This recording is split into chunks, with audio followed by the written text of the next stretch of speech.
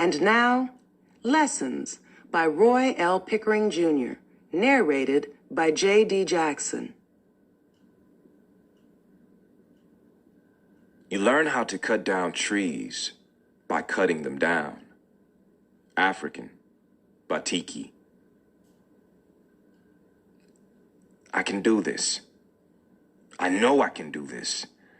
So what if she's the prettiest girl in the whole wide world, while I'm just a guy who's terrified? I don't want to be rejected. More than that, I don't want to be rejected by her. If only I were more experienced at this sort of thing. If I could look back at a time when I had been successful, I'd be more confident this time around. But since it's my first time, how can I know if I'm doing it right? My grandpa says that some things can't be taught. Certain things you just do. And when you're done, then you'll see how they went. The problem is, I can't afford to do this wrong. I'm pretty sure I'll get just one shot. Screw it up and somebody else will be quick to take their turn. Probably a smooth-talking senior who will know exactly what to say and how to say it. I couldn't take it if she shot me down. Not after I've spent so much time daydreaming about us being together. Night dreaming, too. Perhaps I shouldn't give her the chance to rewrite my dreams. After all, if I don't ask, then she can't say no. But then she wouldn't have a chance to say yes either. Maybe she will say yes. It wouldn't be the craziest thing ever to happen. I've seen her smile a few times in a way that seemed custom-made just for me. It could have been my imagination. That's what my best friend says. But I don't think so. I think I have a shot at winning her over. If I do this just right, if I do it perfect, like my grandpa says, loving is a much braver act than simply loving back. And sweeter, too. There she goes, taking books for her first classes from her locker. I'm lucky enough to have a locker only a few feet away from hers. As Grandpa says, never underestimate the value of location. Other students walk by laughing, talking loud, horsing around, completely unaware that I'm about to do this extraordinary thing, that my knees feel as wobbly as a newborn colt. Her hair is prettily separated into dozens of spaghetti-thin braids. Her hair clip is shaped like a butterfly perched on a flower in full bloom. Last year she wore braces, which did not keep her smile from speeding up the beat of my heart. But after they were taken out, the impossible happened. She became even more beautiful. I had thought these last steps would be the hardest to take. Never would I have expected to grow so calm, so bold. I suppose I feel that this is beyond my control now. I'm like my grandpa's great big Cadillac, moving forward on cruise control. But once I'm next to her, I realize the calm was a mirage. My mouth refuses to open. I feel dizzy. I think I might puke. Time to regroup. I walk past her and stop in front of my own locker. Why am I freaking out? I've spoken to her several times before, but never about anything important, just the small talk that I've managed to sneak in whenever she wasn't occupied by the attention of others. She has never made me feel that my clumsy attempts at conversation were unwelcome, but I've never been convinced that she was inviting me to say more, to speak what I really think, what I truly feel, how I truly feel about her. I know that once I do, everything will change. It may change into bitter disappointment and heartbreak, or else transform into something absolutely amazing. There is only one way to find out which. I was hoping to take command of the situation today like an action movie hero. I was planning to follow my grandpa's advice, to tell her that I like her and, more important, what I like. Her big hazel eyes, the pitch of her laugh, the magical scent of her hair, her ability to expertly mimic the nasal voice of our school librarian, and the way she purses her lips in concentration when we're taking a test and she doesn't realize I'm paying more attention to her than to the exam.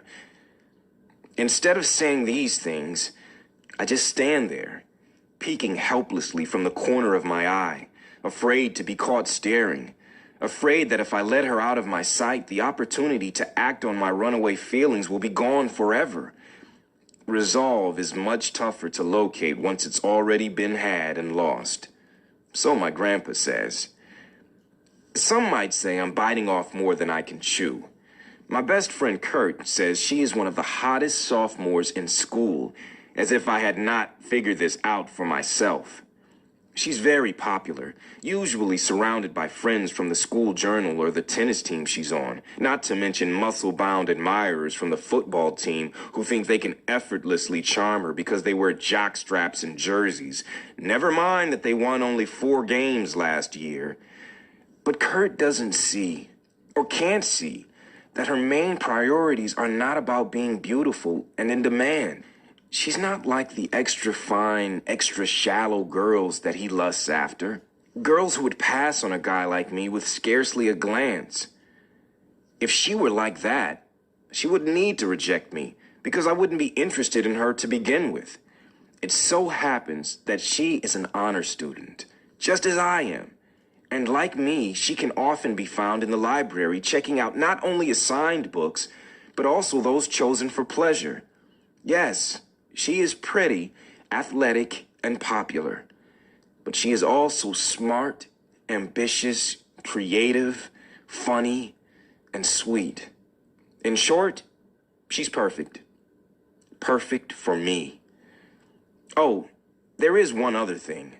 She has the finest looking butt you ever did see. Sweet as a chocolate-covered cherry, especially in the jeans she wears every other Wednesday. They hug her hips just right, outlining her curves with expert precision. In anticipation of seeing her in those jeans, I wake up extra alert on those days, or at least a certain part of my anatomy does. What does Kurt know about what girls want? Not a whole lot, no matter how much junk he talks. He's had exactly one more girlfriend in his life, and that lasted only a month. He says I'm chasing after a girl who is out of my league, but there's nothing wrong with the league I'm in, whatever that is.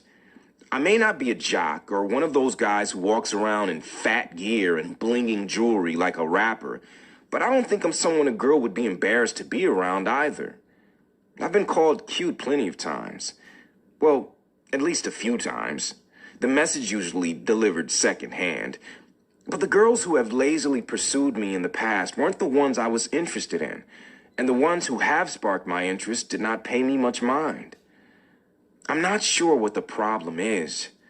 I often see much dopier looking guys than me with pretty girls in their arms while I stand by alone and envious.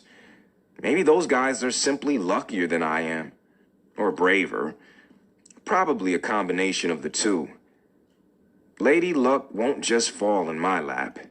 I'll need to test whether she'll work for me. As for bravery, I'll have to fake it. Maybe brave people are sometimes nothing more than cowards who do a good job of acting. My grandpa told me recently that my dad was quite awkward and shy in high school. I think he was saving the story until I reached puberty. Dad was tall, usually a plus, but he was gangly and scrawny. Apparently, he tripped over his feet and his tongue when trying to impress girls, but his frame and his confidence filled out as he grew older, and by the time he graduated from college, he had successfully managed to win over the most beautiful girl he'd ever met, my mom. So maybe there was hope for me, too. I've met the girl of my dreams at a younger age than he did, so I'll need to grow into my own at a faster pace.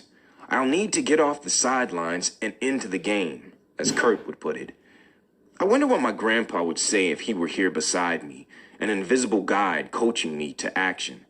How would he motivate me to push away this gigantic boulder that my fears and insecurities have merged into? I'm surprised to draw a blank. He told me that if you can't push something out of your way, you need to find a way around it. But this boulder is not only impossibly heavy, it's also much too wide to circle. While I stand idly considering my options, the bell rings and she goes to her homeroom. Everything speeds up. Lockers clang shut. Conversations are cut short to be resumed later in the day. Sneakers squeal as their inhabitants rush by in a blur of colors. Not wanting a detention for late arrival, I have no choice but to join the stream. I don't hear a single word all day. The teacher's words won't stick in my head. In history, they talk of wars fought long ago. Geometry presents a bunch of fancy names for simple shapes. My French teacher communicates in a strange, curvaceous tongue. In chemistry class, I absently create colorful potions that sizzle in beakers. And if all of this isn't thrilling enough, I am forced to grunt, groan, and sweat for the entertainment of Mr. Bellamy, who apparently was unable to decide between becoming a gym teacher and a drill sergeant and decided to split the difference. But not a single lesson taught from bell to bell explains how to find the courage to speak to a beautiful girl. When my final class ends, I rush outside and head home, desperate to avoid an encounter that would only deepen my ocean of shame. I don't want to risk seeing her again today. I don't want to be reminded of what I let slip away before I was ever able to grab hold. But I realize that my flight is senseless. I can hide from her today, but there are still 3 years of high school to go. And even if I were able to keep our paths from crossing for all that time, it wouldn't stop me from remembering how crazy I am about her. And worse, remembering that I'm a coward. I arrive home to the sight of Grandpa nestled in his easy chair, spectacles hanging precariously at the very tip of his nose as he reads a thick leather-bound book. I've seen him in this pose 1,000 times, watched him run his large, veined hands over his neatly trimmed salt and pepper beard when he's about to turn a page, observed his bushy eyebrows rising every day to acknowledge my return from school. It comforts me to know that some things can be relied upon no matter what is happening in the world. Instead of waiting for him to greet me and ask how my day went, I break our ritual to ask the question I came up with on my lonely walk home. Grandpa, what's the hardest thing you've ever had to do? He answers every question of mine as if he was expecting it and had rehearsed the perfect response. I tried to make myself be to you the father I never was to your dad. I'm still trying. I don't understand. He removes a bookmark from his shirt pocket to hold the page he's on, places the book on the table beside him, and takes up his pipe. He makes no move to light it. My grandpa gave up smoking years ago, transferring from daily packs of cigarettes to a few cigars after dinner to one smoke of his pipe late in the evening, until arriving at his goal of total abstinence. He still holds the pipe in his mouth sometimes, usually when he's worried or in deep concentration over some important matter. This tips me off to pay especially close attention. You see, when your dad was growing up, I wasn't around for him very much. I used the excuse of trying to build a career, providing amply for my family. But even when I was home, I wasn't involved like I should have been. I left the day-to-day details to your grandma, not realizing that those details are what make up our lives. She's the one who went to the PTA meetings, bandaged your dad's bruises, attended his school plays, protected him as a growing boy, and showed him how to be a good man. The most I did was watch the occasional ball game with him. I am stunned.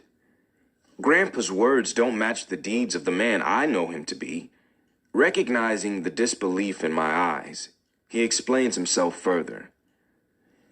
I was amazed by the kind of father he turned out to be, especially under the circumstances of having to do it mostly by himself. I used to make excuses for the way I'd been, saying I'd had the worst possible role model in my old man. But what he passed down to me, I failed to pass along. Maybe the fact that your dad had to become both father and mother to you had something to do with it. He needed to somehow fill the void left by your mother's passing. And he did one hell of a job. I watched him raise you with enormous pride. And in the process, I got my first lessons on how to be a real father, not just the man who pays the bills. I managed to hold my tears in check. Okay, most of them. Can you blame me for letting a few slip out? When you moved in with me after the accident, I was given the opportunity to put into practice what I had learned. And I must be doing an okay job the second time around because you've grown up to be a wonderful young man, even if you do wear your pants too baggy for my taste. I'm guessing you'll grow out of that eventually. In life, you grow in and out of all sorts of things. You're doing a great job, Grandpa. I would have hugged him if he were more of the touchy-feely type, but knowing better, I just return his contagious smile. He puts his pipe down and takes his book up, pushing his glasses closer to the oval auburn eyes that I inherited. I cross the living room of our bachelor pad, as he jokingly calls our house, and head upstairs to my room. Grandpa's words have relieved my apprehension. I find myself able to get to the business at hand. Knowing her last name and the street her family lives on, locating her phone number in the white pages is a breeze.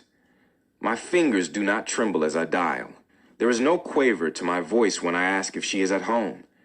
And when she appears on the other end of the line, I simply speak to her as if it's the most natural thing in the world, rather than the near miracle I know it to be. Our first real conversation lasts nearly 2 hours. It goes more easily than I could have ever imagined, like a baby squirrel figuring out how to climb a tree. She seems to have expected my call, to have been waiting for it even. I learned countless new things about her.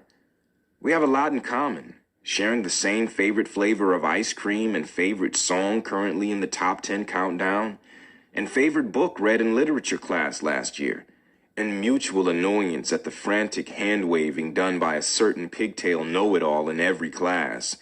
I quickly grow fond of the phrase, "Me too." As the phone call draws to a close, my nervousness returns. To calm myself, I close my eyes and recall the first time I ever rode a bicycle without training wheels. I remember the shock of looking back and learning that my father had stopped running alongside to keep me balanced, that I had been riding for a while all by myself. I remember how unstable the bike became after that, how I lost control, the skinned knee earned for the effort. I remember getting back up, brushing myself off, hopping on the bike again, and riding toward my dad like I had been doing so all my life. The details of life when my dad was still around grow fuzzier as time passes.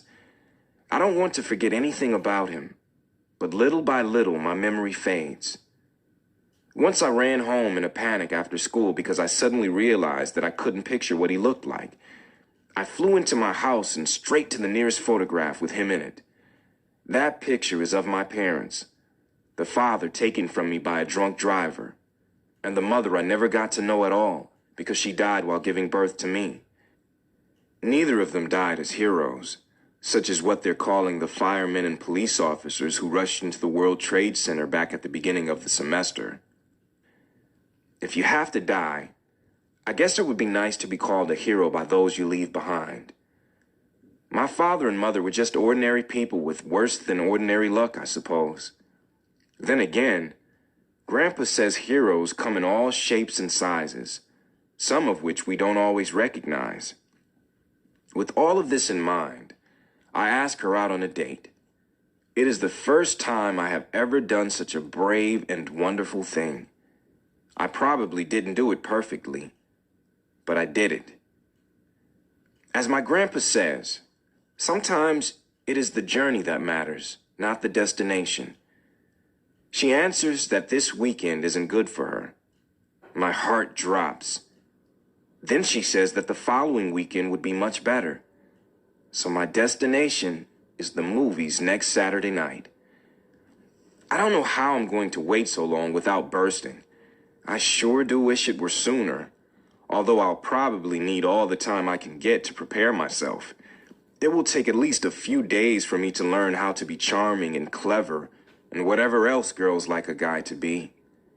Fortunately, my grandpa is a great teacher.